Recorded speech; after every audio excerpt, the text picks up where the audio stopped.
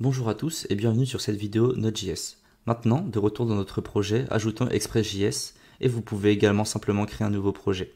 Assurez-vous d'installer NodeMon.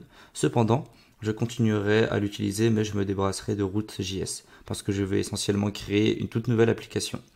Donc bien sûr, dans l'application JS, je dois me débarrasser de cette importation et cela signifie bien sûr qu'il me manque maintenant mon gestionnaire de route ou mon gestionnaire de demande. Mais nous y travaillerons plus tard.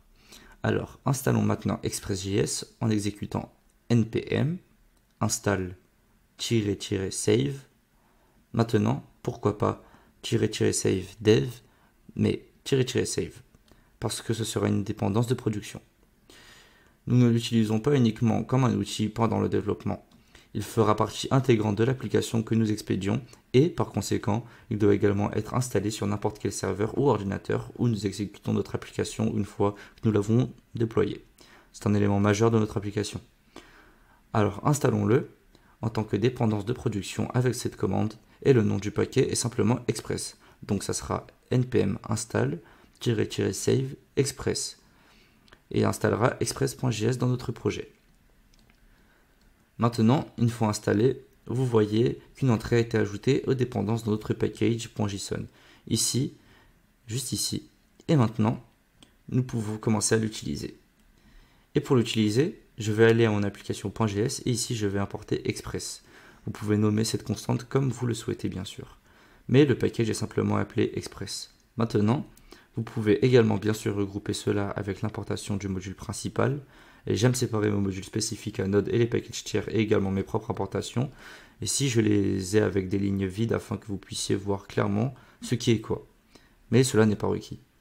Donc maintenant, Express est importé. Et maintenant, débarrassons-nous également de cette instruction de journal de console ici.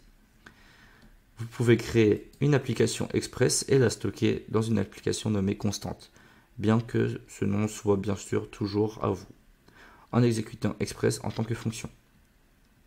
Donc, en d'autres termes, le package Express semble exporter une fonction à la fin et en fait, vous pouvez le voir si vous maintenez la commande ou le contrôle dans Windows et vous cliquez sur l'Express ici, vous êtes amené au code source et là, vous pouvez réellement voir qu'à la fin du fichier, il exporte E.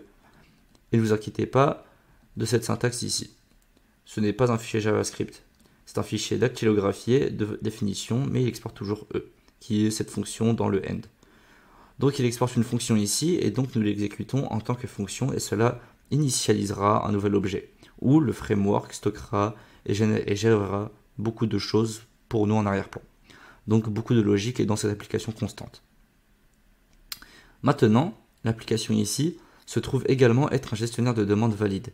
Vous pouvez donc mettre l'application ici pour créer un serveur et si vous le faites et que vous l'exécutez npm start, vous aurez en fait un serveur en cours d'exécution qui, bien sûr, ne traitera aucune demande parce que nous avons défini aucune logique qui devrait se produire pour les demandes entrantes.